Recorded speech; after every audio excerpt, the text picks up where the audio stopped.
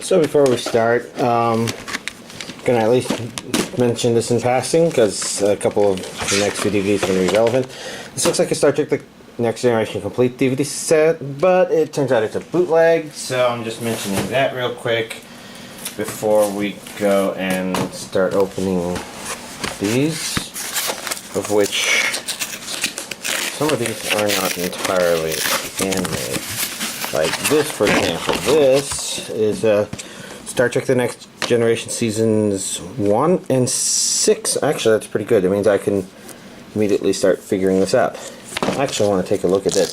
So the other one I didn't even realize was bootleg, even though I should have seen it way ahead of time when every single disc in there was a single layer.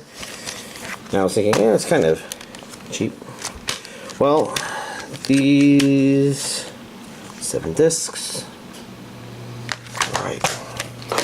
So that's the way these look. And these are actually probably just put together way better. I didn't realize until I was dealing with bootleg until the last 4 minutes of episode 4 weren't there, and then I started poking around like, oh, I should have checked the region code. Even though they're marked as region 1 on the labeling, they're region free, so they're definitely bootleg. There's apparently a lot of those, whereas these are a lot newer release. So I could actually get them from Amazon, who presumably got them directly from Paramount or whoever at Paramount manufactured them. So I don't have to worry as much about bootlegs in that case.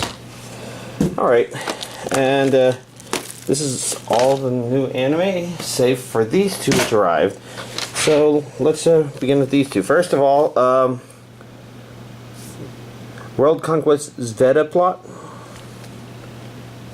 which I don't know much about, but I've actually seen a couple of these characters around, so I'm curious, but I'm not sure that I necessarily saw them in any place which would indicate that it's necessarily a good series, I guess. It's an expensive series since it's an Aniplex release. Let's take this off and take a look at the full artwork. Let's see.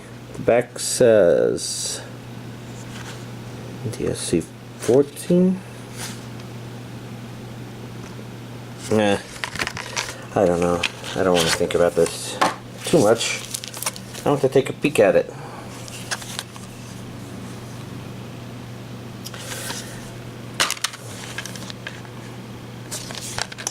Not sure what kind of series this will end up being. Some of it kind of gives me a bit of a Excel Saga vibe, except with, I don't know. It's called World Conquest, which makes me think that the main characters are trying to conquer the world, but they look not suited for the task, unless I'm completely not guessing right. Nothing on the back, which makes it pretty simple by Aniplex standards. Let's see, we've got postcards. Postcards that I cannot hold right side up, apparently.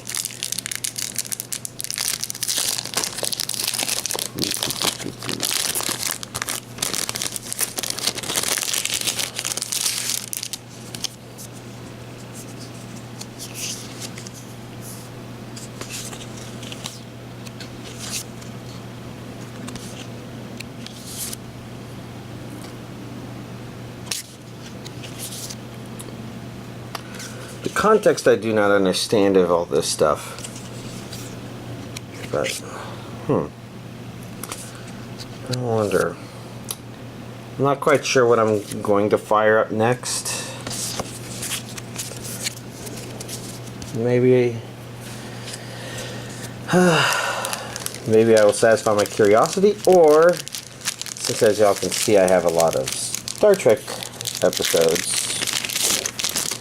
well, I'll probably resume doing that, since as I already said before, I didn't realize I was dealing with a bootleg until episode 4 didn't have its last 4 minutes.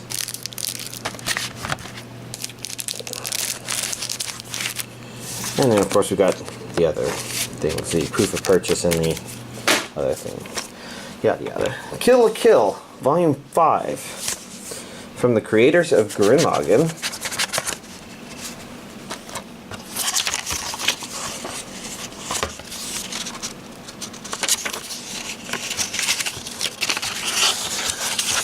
And this one was a high enough priority watch that I actually watched it since it arrived yesterday. This should be the soundtrack if I'm not mistaken. I'm looking for the CD symbol, but that's a DVD. Maybe this isn't the soundtrack. What does that say? I can't read it through the camera. Interview documentary. Okay, that doesn't sound very soundtrack-ish. Which makes sense, I guess.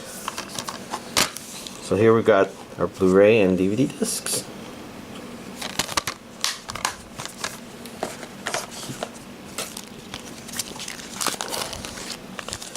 Then, since this is an Aniplex release, more postcards. Artwork is fun. If you really like the series, then these sorts of things are really great. If you don't like the series, but you like the way the characters look, then they're probably just as great. In this case, they're postcards of the artwork from that, which is, I guess, good for people who want clean versions of them to mess around with. Like if you wanted to scan it in and turn it into wallpaper or something, maybe these would be good for that. I don't know. I've never really tried to do that since I've only recently gotten a decent scanner. We've got a card, and once again reminding us that Sword Art Online has card stuff. Here we've got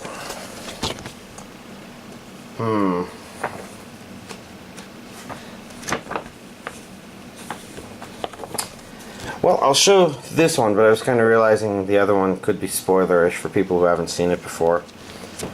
So, let's not show that one, even though it looked pretty cool. Of course, the proof of purchase and the other stuff. Now, as we go over here, first, we got Hayate the Combat Butler, Can't Take My Eyes Off You. I think this is Season 3. Okay. Now, I'm not quite sure what got released before, but I'm glad that more Hayate the Combat Butler is coming out. I heard that the first season license was recently acquired, so that one's probably going to get a re-release, probably. Oh look, Sentai's still doing this thing.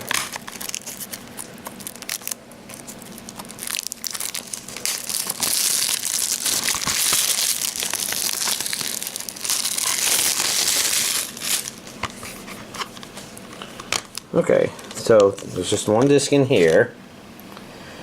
The seasons are that long, that makes me think that maybe the older release was 2 seasons. So as you can see,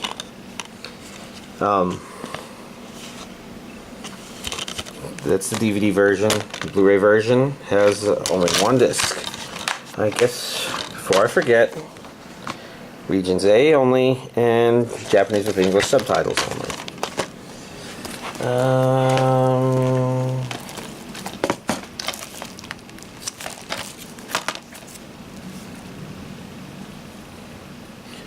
Guess we're taking a peek at this one next. I was just actually processing the name because I threw a Tokyo Raven Volume 1 into my Blu-ray player, I think since last night, and the advertisement for it was for Nobunaga. So it seems like there's a handful of Nobunaga titled releases coming out now. Amazing. Okay. So within the Blu-ray we've got the 2 discs. But yeah, this one is definitely not looking like the one I saw advertised, but since that one was a Funimation release, obviously that Nobunaga gun will be a Funimation release. So we can see here that discs 1 and 2 on the DVD version are the same. Disc 3 in the DVD version is the unique artwork. This one is Region A only, but it has a dub.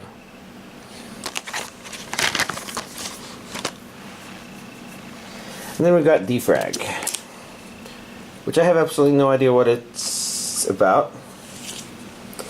You probably hear me say that so much that it's exhausting to hear. But, oh well.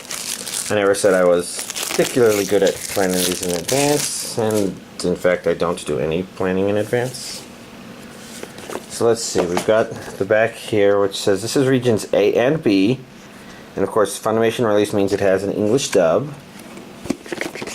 So that's useful to those of my subscribers who still look for that information.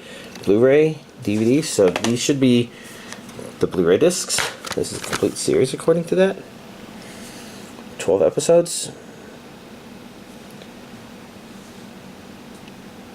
I was just looking through the extras here.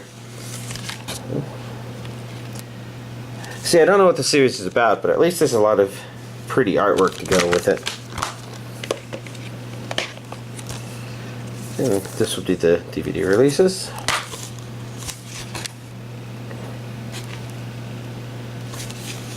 Nice. And before I end that there, I did get something anime related. First off, we got the Time of Eve fan book, which it actually says on the inside of the first page, whereas, oh, and it says it on the inside of the cover like that. But of course, you never get rid of that sort of stuff if you can help it. So, content-wise, it's got just a lot of information about it. I haven't read through it myself yet, but I don't read through a lot of that stuff that I really should. Then we got some posters. Now, all of this stuff was related to the Kickstarter. I think maybe the tier I did got fan books and posters, and I don't know. I got them. I wouldn't be surprised if I was supposed to got them, because I did jump up a couple tiers while this was coming out.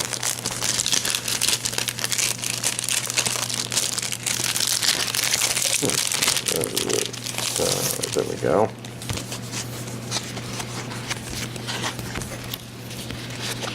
So it's not exactly a poster. Is it? Oh, there we go. Time of Eve, the movie. There's no artwork on the other side of it, so I'll take these, set them aside, so that we can get our final parting shot. This is this week's anime DVD collection update. A pretty decent week. So, very quickly, I finished watching Fate's Stay Night Unlimited Blade Works Part 1. Based on the pacing, it makes a bit more sense, or it makes sense how there could be, how it's divided up now, I think. I only vaguely recall the details, but enough to really spoil probably absolutely everything. But it was good. I'm looking forward to the second half coming out so I can finish rewatching it, give it my official thumbs up as, hey, if you're going to introduce somebody to Fate's Stay Night universe, this might be the way to do it. Unless you decide that you really want to introduce them through either the original visual novel or the first Fate's Stay Night. Next up, I watched Hanamonogatari, which is, of course, quite fun. It was quite fun. I'm trying to think what exactly to say about it. I mean, it's Monogatari. If you were watching it up to this point, then you kind of know that the story of each little story arc just kind of grabs you and drags you in and keeps you thinking throughout the whole thing. And it was entertaining. It was very entertaining. I'm pretty sure there's more, because I think people have talked about more, but I don't remember. Oh well. At a minimum, I just don't know what to say, because I guess I haven't checked up to see what more of the series there might be, if anything. I know there was some prequel episodes or movie that they never quite got around to making. So it'll probably come out around the same time Half-Life 3 does, probably. So I actually enjoyed Naruto Shippuden DVD set 22. Definitely way more than the previous one. The previous one kind of felt, I don't know, like, maybe it was trying too hard or something. I don't know. It wasn't bad, but it was just kind of eye-rolling, just some of the stuff. It doesn't, some of it doesn't actually feel like a natural progression. And I wish I could talk more in more detail what I mean by that. But I guess you can always go back to the problem where with the previous DVD set of the series has a significant problem about forgetting who its titular character is. Now Shippuden hasn't been that bad as Naruto was, but it could be argued that it has been, but just along a different line, I guess. But the difference is Shippuden at least has established our main character's importance to the universe, I guess, the story, and anything like that. Whereas Shippuden established that, well, it's going to be there, or at least the first series established it's going to be there, but, you know, that one's like, oh, by the way, as interested as you are in the main character, well, here's every other character in the universe and how cool they are.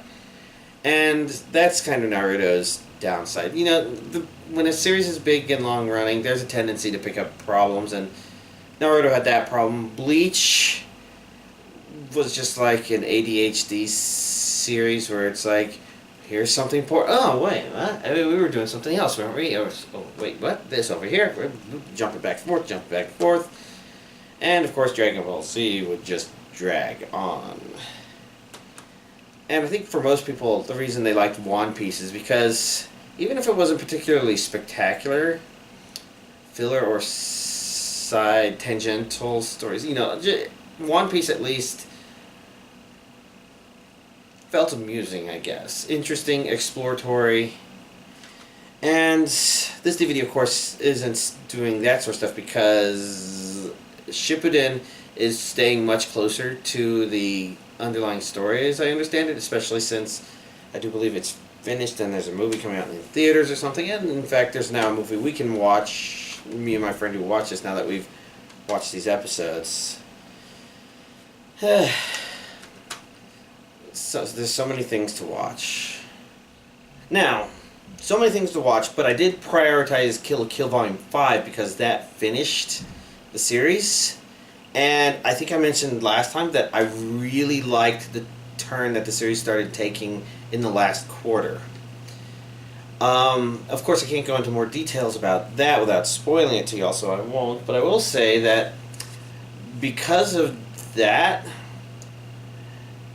even though a lot of the same things happened in the last quarter that had been happening for the first 3 quarters of the series, give or take the fact that, you know, the makers of Gurren Lagann make the stakes higher, of course, but it was much better. It was really great. They did bring it all together, I thought.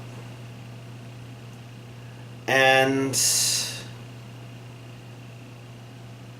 I'm trying to think if I had anything to really comment about the combat, whether or not it felt completely or a little bit detached from it, maybe.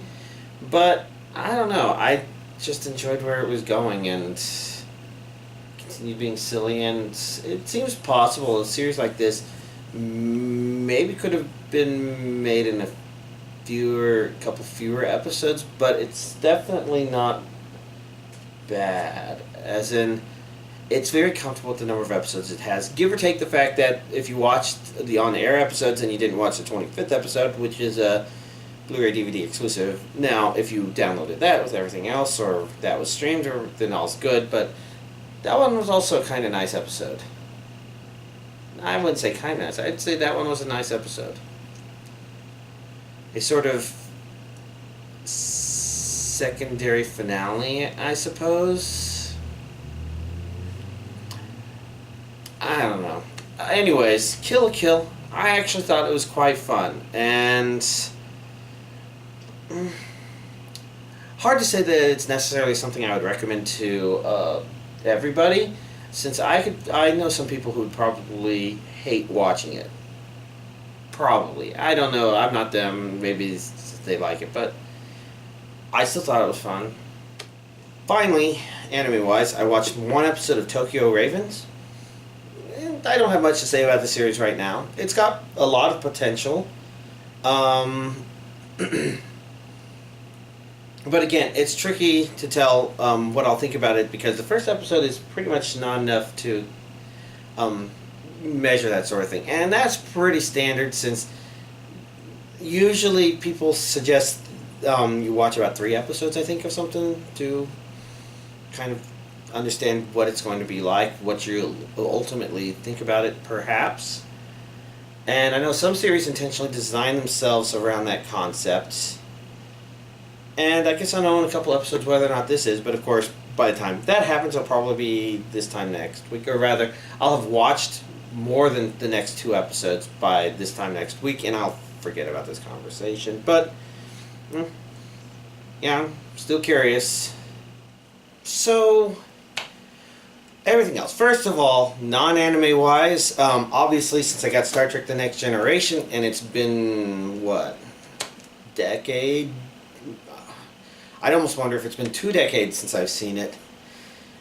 I kind of felt like watching again. Kind of just all the way through, and I wasn't quite sure how I was going to pace the episodes, especially since there's just so much anime here that I really want to watch.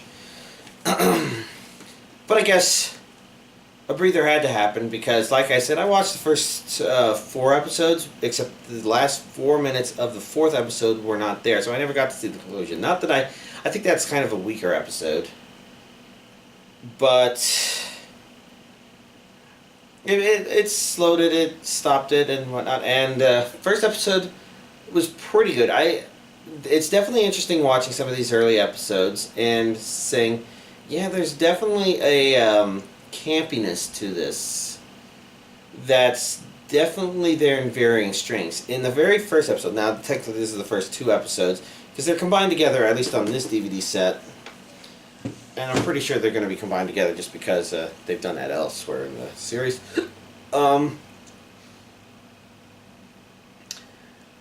Basically, it's... a lot of it is really good Star Trek-y, but there's just this underlying campiness to it that definitely does not detract from it. I mean, campiness doesn't necessarily detract from something, but you can kind of feel that, and you can feel the cheese factor, and sometimes that brings you out of it. I know with a lot of older shows and series, when they're still trying to figure out how to tell stories with a camera and whatnot, there's a bit of this where I think the 4th episode is probably the best example because of those episodes. That one is kind of, I mean, campiness might not even be the right word, but that one involves a planet of people who evolved to have somewhat African tribe-like culture, except they have a unique vaccine, blah, blah, blah. And it just kind of strikes me as something that could have happened in the original series. And I think that could be kind of what they were going for, maybe even with multiple of these first season episodes. Encounter at Farpoint is definitely not the case. In fact, I'm not sure I've ever seen that episode. Or 2 episodes. So it was kind of neat to see that. And I'll probably see other episodes that I probably have never seen, and maybe I'll remember or not remember. It's tricky to tell because I definitely have seen The Naked Now before because I was really confused because I thought there was an episode of Star Trek Voyager that was a homage to that episode, when in fact that episode was a homage to or a reference to a Star Trek The Original Series episode. Now maybe there was still a Voyager episode that referenced that, but I think not. And it's interesting because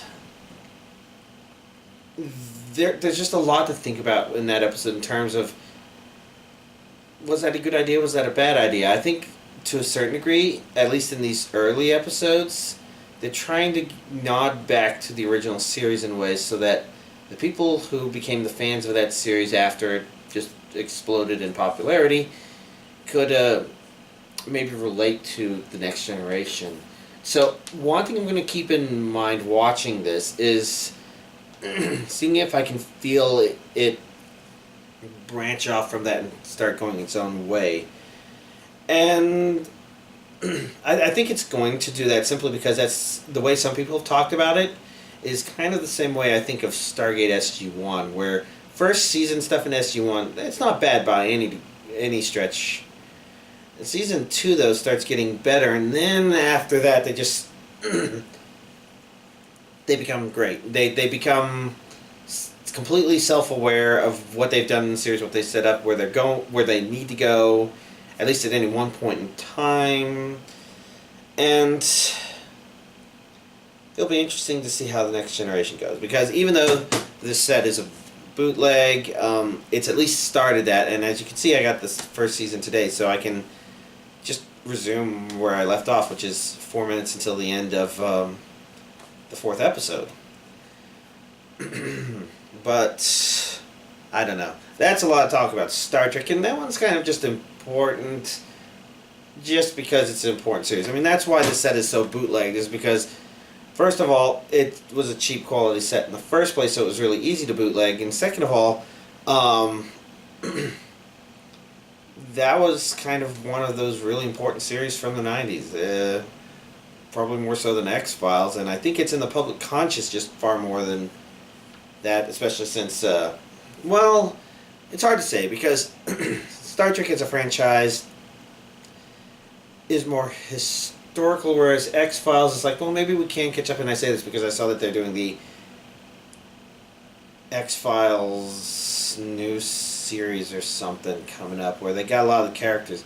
Part of me wondering if maybe they're doing that because they saw that, it's like, Scully was not only the scientific person trying to balance against Mulder's ideas, I guess, with, you know, she was basically counter to his ideas, but she was also quite attractive, and I think that could have probably, that was probably seen as being a dual purpose. Oh, she's really cool like this, and oh yeah, and she's really hot or something. And maybe part of the reason they thought they might not do X-Files again is they were afraid of the aging actress. But there was a part of me wondering if maybe shows like The Closer has helped help it seem like there's a market for, we just want our cool women. Even if they're looking aged, if they're cool, they're cool. So I'm not excited for that. I'm looking more forward to Avengers coming out on Friday, and I have done some catch up on that. Kept up on Agents of S.H.I.E.L.D., which obviously I'm not watching the episode airing tonight, and I've watched a couple episodes of Daredevil, and I can tell that one's probably not going to bleed over. It's been interesting so far. I'm 3 episodes in. Oh, pre-order of anime next month. It looks like there's actually not that much anime coming out, so I'm going to try and pad it. It's been a while since I've done that. I don't know. I know I'm going all over the place, and I just realized that I was talking so much about Star Trek, so much longer than I intended to, that I really need to wrap this up so that y'all can go and watch anime. So, y'all, have a nice week.